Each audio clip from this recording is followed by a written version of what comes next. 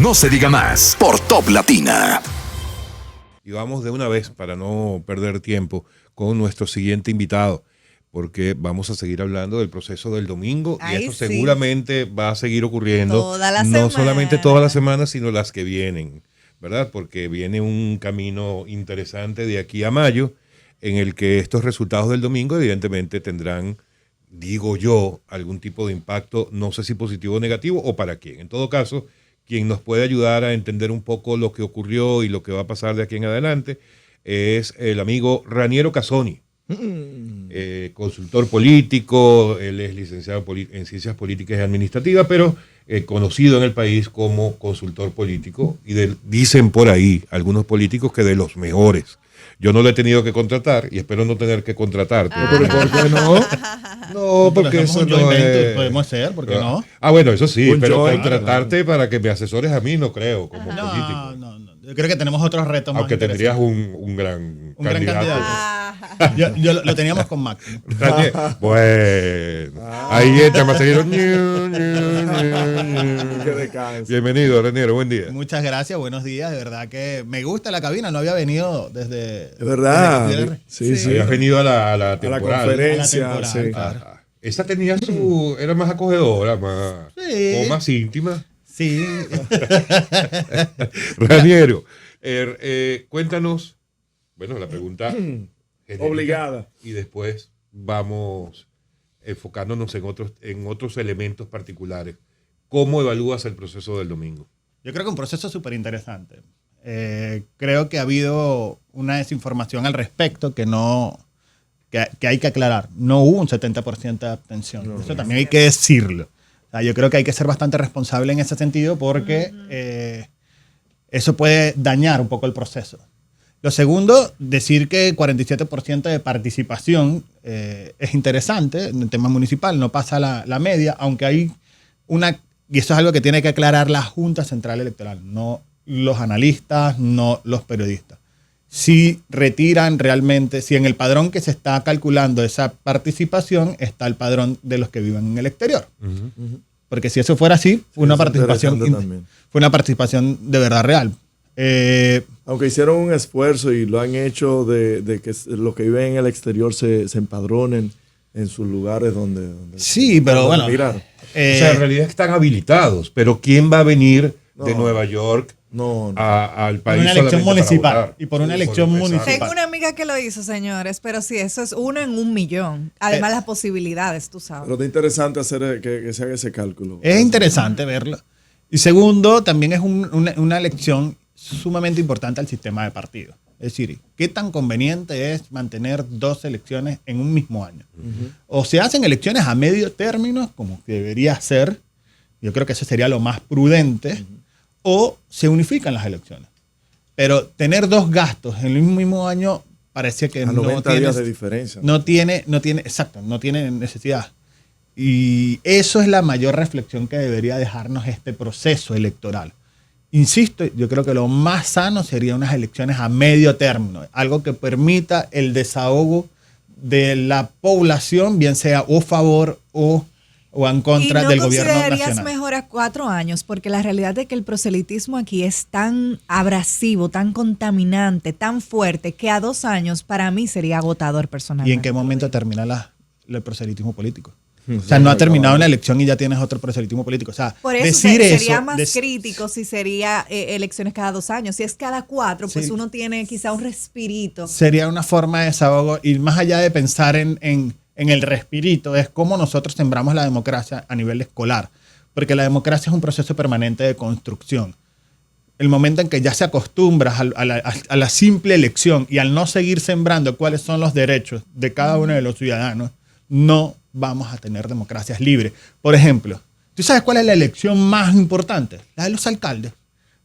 ¿Por qué? Porque es el que tú tienes así cerca. Tienes unos regidores que son los que te hacen las ordenanzas de convivencia ciudadana. Pero ¿alguien sabe qué hace un regidor? ¿Alguien sabe lo que hace un alcalde? El alcalde, que prácticamente para muchos es un conserje de la comunidad. ¿Por qué? Porque es el que recoge la basura y me desmaleza. Pero no ve más allá de lo que está. Entonces, el proceso permanente de construcción debe llevarnos a, 1, yo siempre le he dicho, crean modelos de consejos municipales escolares, no creen modelos de consejos de Naciones Unidas.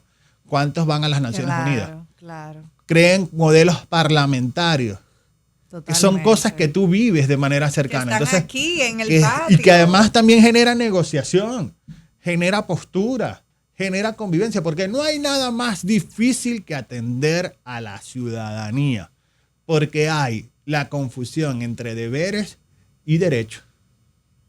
Casoni, yo quiero que antes de que nos vayamos para allá, y hablando del proceso del domingo y tomando en cuenta el momentum que estamos viviendo en la región, donde lamentablemente hay varios países que están sufriendo de momentos totalmente antidemocráticos, tomando en cuenta cómo está la región, ¿cómo ves el proceso de este domingo del país? Yo creo que hay que defender el proceso como de lugar.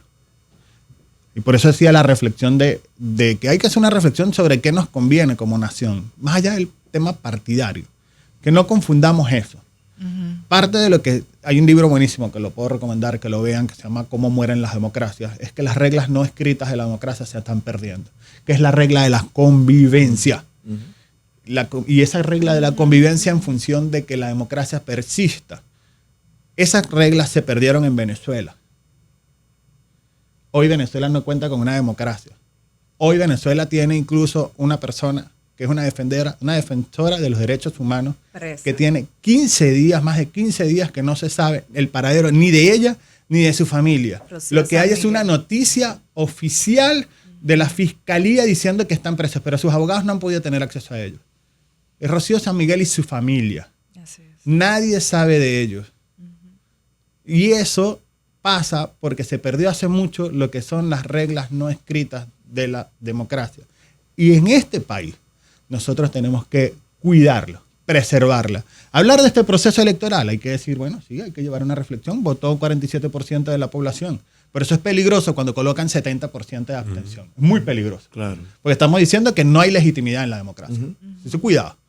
Entonces, en ese sentido, hay que rescatar. Este proceso acá, además, algo que sí ha logrado la Junta Central Electoral fue rescatar la institucionalidad. Sí, O totalmente. sea, hace 4 años no supieron más gerenciar un proceso electoral, no supieron manejar una crisis, no tuvieron un manejo de contención ante una situación que fue sobrevenida Sí.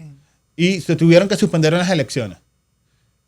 Esta Junta Central Electoral rescató ese sentido de democracia y de institucionalidad, que es importante, tan importante, que ayer a mí me parece súper interesante que le pidieran al presidente que postergara su alocución Sí. para que no pasara, digamos, no se robara el show quizás de la elección.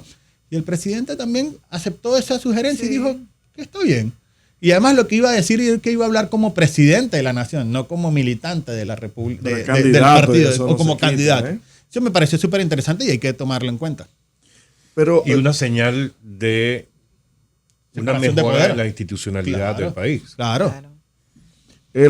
estas elecciones municipales, los dirigentes de oposición y los principales líderes de oposición, primero decían de que era la primera estocada hacia mayo. Luego se desdicen diciendo de que no es vinculante. ¿Realmente es vinculante esto que pasó el pasado domingo con lo que pudiera ocurrir en mayo? Mira qué interesante la pregunta, pero antes de llegar a eso, hay que tener mucho cuidado con lo que digas como oposición porque te puede pesar.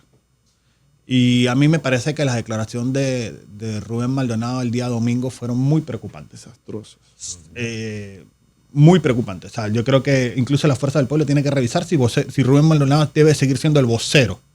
Porque al decir todo lo que dijo parece lo mismo, parece la cantaleta de cuando se pierde una elección y que además es el mismo discurso calcado de cuando ocurrió las primarias internas del PLD y sale perdiendo Leonel con Gonzalo. Que no sé si hubo fraude o no, no estoy diciendo ni siquiera eso.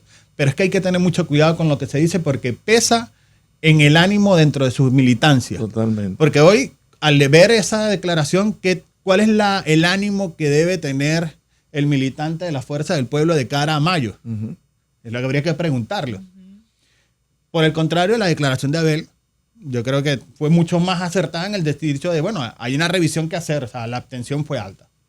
Pero eso quiere decir que hay, claro, él ya le da su matiz de comunicación política. Esa abstención es contra el gobierno. Sí. No lo sé. Cada quien le da su lectura. El presidente también ayer en la semanal hizo su propia lectura de lo que significa la abstención. Entonces, en ese sentido, que si es determinante o no, yo creo que sí, es muy influyente, pero quedan 89 días a partir de hoy. Tienes 12 semanas a partir de hoy. ¿Pueden cambiar el ánimo del electoral? Sí, pero hay que ser bastante agresivo, muy creativo y ligar que en este caso el gobierno, que tiene todo a su favor, se equivoque en su campaña electoral. Raniero, ¿cómo ves después del domingo? Ahora todo hay que verlo es a partir del domingo, desde mi punto de vista. El futuro de cara a mayo de la alianza Rescate RD. Tú sabes que esto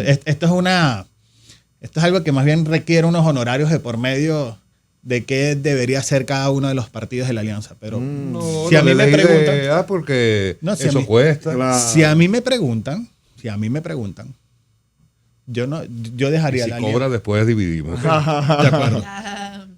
De acuerdo. Dije, ya comenzó la Ya alianza. saben. Aquí sí hay alianza. Aquí no hay duda de eso. Creo que el 24 no se acaban las elecciones. Y decir que, un poco respondiendo a lo que decía Odette hace un rato, la campaña es permanente, es continua. Tú nunca paras de hacer política. Nunca se acaba. Tú no puedes poner agarrar un control remoto y poner pausa. La comunicación es constante. Y pensar que el mundo se acaba en mayo del 2024 es saber que no se piensa como se debe pensar. Claro. Sobre todo poniendo el mejor ejemplo de este caso. Año 2016. Luis Abinader contra Danilo Medina. Luis sabía que no iba a ganar esa elección, pero estaba sembrando para llegar al 2020. Entonces, pensar que en 89 días tú puedes cambiar, tú tienes una realidad. Es muy difícil cambiarla. Pero esos 89 días pueden ser definitorios para lo que va a ocurrir en 4 años después. Normalmente, cuando yo tengo un cliente, y cada vez que tengo un cliente, siempre le digo, no pienses en esta elección, pensemos un poco más allá. Y yo siempre, hay un ejemplo maravilloso de uno de nuestros clientes, que todo lo que se hizo le dio para tener una figura predeterminante en su momento. Pero si tú no continúas, pierdes esa noción y ese claro. proyecto. Entonces, ¿qué hay que hacer? Yo no habría alianza presidencial. No hay nada peor que le convenga, por ejemplo, al PLD que una alianza presidencial. Ojo, le conviene a la Fuerza del Pueblo. Claro. A la Fuerza del Pueblo le conviene la alianza, por 2 razones sencillas. ¿Qué quedó demostrado en la elección del domingo? Que quien tiene estructura Claro. es el PLD. Claro. Quien tiene fuerza, maquinaria y líderes locales es el PLD. Que la Fuerza del Pueblo solo se reduce a Leonel y Omar. Y eso ha sido, ¿por qué? Porque no han hecho un trabajo de consultoría política profesional, tanto para el PLD como para la Fuerza del Pueblo. La Fuerza del Pueblo, teniendo figuras a lo interno, sobre todo jóvenes, no ha sabido explotarla. O es que me van a decir que Juliana O'Neill no sería una buena vocera. Claro, buenísima. Me van a decir que ella no sería alguien representativo. O Canán. O el mismo Tobías Crespo, que empieza a salir y que empiezan a tener... Pero no, es que está muy reducido a lo que hace Leonel y Omar. Y bueno, y un poco Rafael Paz, por decirlo de algún modo. Bueno, tiene un liderazgo muy local, muy focalizado. Pero el PLD, que tiene figuras nacionales, que yo creo que su candidato tiene que aprender de lo que ha venido ocurriendo, de la necesidad de llamado de unidad, de la necesidad de crear consenso, porque desde su elección, la estructura más fuerte que se le ha ido fue en su propia provincia. Sí. Sí. Y ahí está que uno de los grandes ganadores del proceso fue Justicia Social con Julio César Valentín, un aliado natural del PLD. Una pregunta. Si Leonel, expresidente Leonel Fernández, te llama en este momento y te dice, aconséjame, ¿qué hago? ¿Qué tú le dices? Puedes llamar a la producción de Top Latina, de No Se Diga Más, con mucho gusto, ahí le van a dar mi contacto. Yo en lo privado le puedo dar el consejo. Después de las elecciones pasó algo interesante. Los partidos que fueron en bloque, en alianza, cada quien ha dado su parecer de los resultados. Por ejemplo, el domingo lo hizo Rubén Maldonado y en el día de ayer Abel Martínez. ¿No se supone que debieron hacerlo en bloque o están enviando una señal de que la alianza se detuvo el 18 de febrero? Bueno, todavía el presidente Fernández no ha hablado. Ni Miguel Vargas Maldonado, me imagino que... Ah, él es candidato. Sí, claro. Ah, ok. Pasan cosas. Bueno, lo primero, yo creo que el proceso electoral lo que permite es entender qué ocurrió. Es interesante que lo hagan en bloque. Eso no quiere decir que la alianza se ha acabado. Yo creo que hay una revisión interna. Y si algo ha permitido este nuevo proceso, este nuevo cronograma electoral, es que las inscripciones congresuales y presidenciales son dentro de pocos días. Aún no ha ocurrido. Entonces hay que tomar en cuenta eso. Aún no se puede decir que se acabó. Yo creo que hay un proceso de reflexión y revisión interna. Y también calmar las aguas, porque entiendo que también Domingo Contreras ha estado un poco incómodo con el proceso electoral. No sé si es verdad, porque también a veces los medios no nos dan la información concreta. Lo que yo leí fue que Domingo Contreras iba a hablar una vez que se terminara el acta de totalización, no que manifestara algún proceso de inconformidad.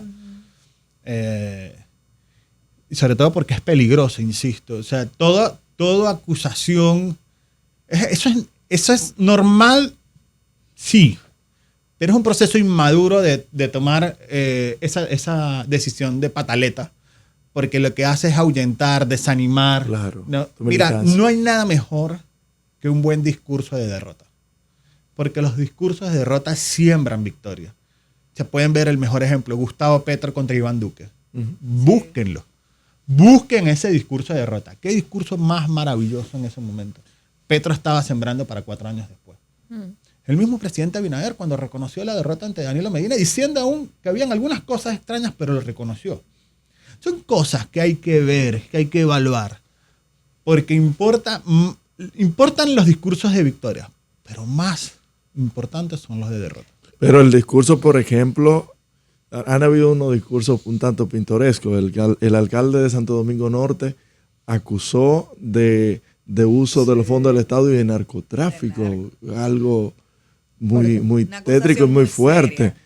Y por el otro lado, Abel Martínez hace un llamado a los partidos políticos como tal, a la clase política. ¿Cuál es tu lectura de esto? En el caso de Carlos Guzmán me parece una declaración desafortunada, vuelvo a decir. O sea, los discursos de derrota importan mucho. Son vitales, más que los de victoria. Porque los de derrota estás sembrando hacia futuro. Porque la política no termina ese día. Y a veces tenemos procesos fatales en los que creemos que se acabó. Yo, por ejemplo, los felicito a ustedes dos. Máximo, cuando se retira, dice, hace una locución de por qué. Y Omara puso un ejemplo de que, mira, no sé cuánto sacamos, no me importa el resultado, el proceso vivido es importante. Estás sembrando. Ahora, si Omara se pusiera, no, a mí me robaron porque yo estaba en una coalición de partidos pequeños y me quitaron votos, ¿qué mensaje le está mandando? Oíste Virginia Antares. Atención Virginia, hizo unas declaraciones desafortunadas ayer. Yo sé, pero ahí tú tienes. En su mayoría fue bien. Fue un pedacito que lo dañó, pero realmente a mí no me pareció mala sus declaraciones. Una pregunta, si tú tuvieras que elegir entre Leonel Fernández, Abel, Danilo Medina y Luis Abinader en términos de manejo político, ¿quién tú dices que tiene un mejor manejo político? Yo creo que es una pregunta muy comprometedora para un consultor político, porque yo no tengo por qué tener ninguna parcialización. Yo creo que hay estilos, yo creo que hay manejos, yo creo que hay que reconocerle a cada uno un liderazgo importante. Lo decía hace un rato allá afuera, el manejo de Danilo Medina durante la suspensión de la elección de hace 4 años fue un manejo de estadista, se la jugó por el Estado, por la institucionalidad. Porque él pudo haber salido y decir, ya va, no echen la culpa al gobierno, porque fue la Junta Central Electoral. Fue la gerencia de la Junta Central Electoral la que no tuvo el manejo de contención. Fue la Junta Central Electoral la que desperdició esa cantidad de recursos. No la Junta Central Electoral de Román Jaque, no, la Junta Central Electoral anterior. Fueron ellos. Y que además hasta el sol de hoy no hay responsables, nadie sabe lo que pasó en ese día. Pero sí es una responsabilidad directa de quienes gerenciaban ese día. Danilo se quedó callado. manejó el Estado, permitió que le dijeran lo que fuera y asumió las consecuencias como partido de lo que se ocurrió. Es un manejo aceptable. Y yo creo que el presidente Abinader también fue bastante institucional. Sí. Al aceptar que la Junta le dijera, no hable. Y además lo dijo ayer, en la semanal. Yo lo que quería decir era felicitar al pueblo dominicano, porque iba a hablar como presidente. Por algo hizo la diferenciación de que José Ignacio Paliza hablara como PRM y él iba a hablar como presidente de la República. Y yo creo que ha sido un proceso Sí, pero iba a ser en extraño. un mismo escenario, ¿eh? No lo iba a hacer en el mismo escenario. Entiendo. No, Tengo no iba a entendido ser en que el lo iban a hacer en el mismo escenario. Tengo entendido que el presidente iba a hablar desde el Palacio, Sí. incluso, desde como presidente de la República. Y eso hace la distinción. De hecho, el presidente creo que no estuvo en la Casa Nacional del PRM. No fue.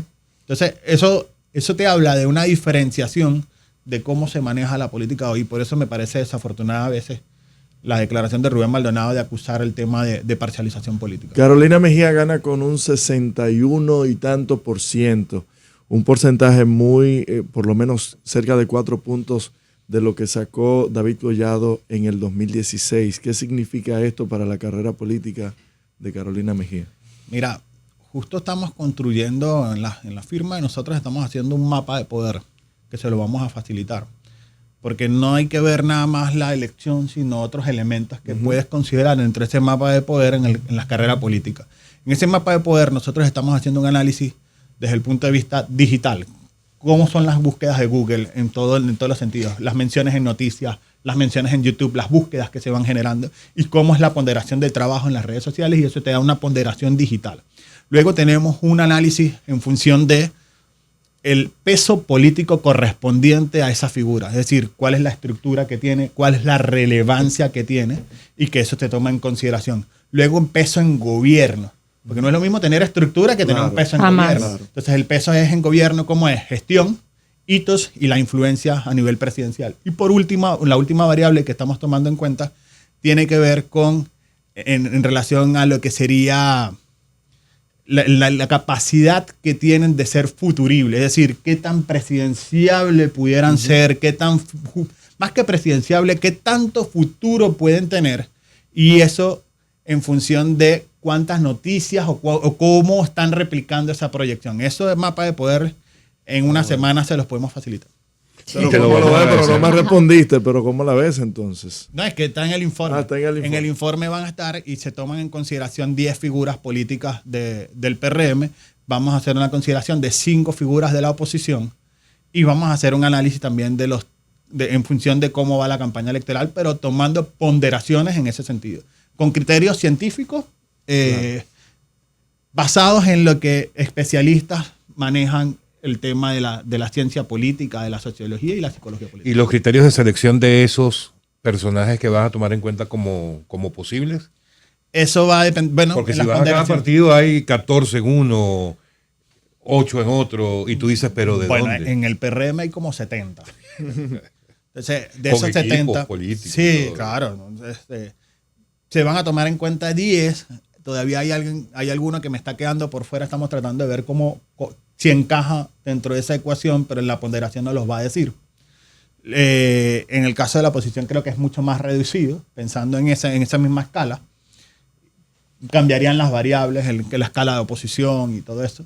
Y finalmente, en el caso de los presidencial, bueno, tomando en cuenta las consideraciones de manejo interno en el partido. Pero fíjate que ese comentario te lo hago, pero la verdad es que yo creo que lo mejor que le puede pasar a un partido político, por lo menos de cara al país, de cara a la sociedad, es que haya muchos posibles candidatos. O sea, porque fíjate, si tú comparas en el PRM, tú dices que hay como 70, yo creo que es una exageración, pero puede haber Es 50. una exageración. Sí hay 50 muchos. todavía. Sí hay muchos, pero qué bueno que haya 70 posibles dentro del PRM a tener una organización en la que solamente haya uno o ese uno y su hijo.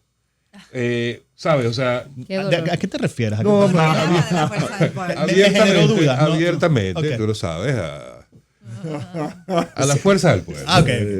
No, es que es una realidad. Claro. O sea, porque mientras más posibilidades tú tienes, más alternativas, evidentemente eso está alineado con las bases de lo que es un sistema democrático. Me dicen que Entonces, después del dentro de un domingo partido. ya no es la fuerza del pueblo, sino la debilidad del pueblo. Dicen la Qué funeraria dolor. del pueblo otros. Qué ¿Y de tu horror. partido qué dices?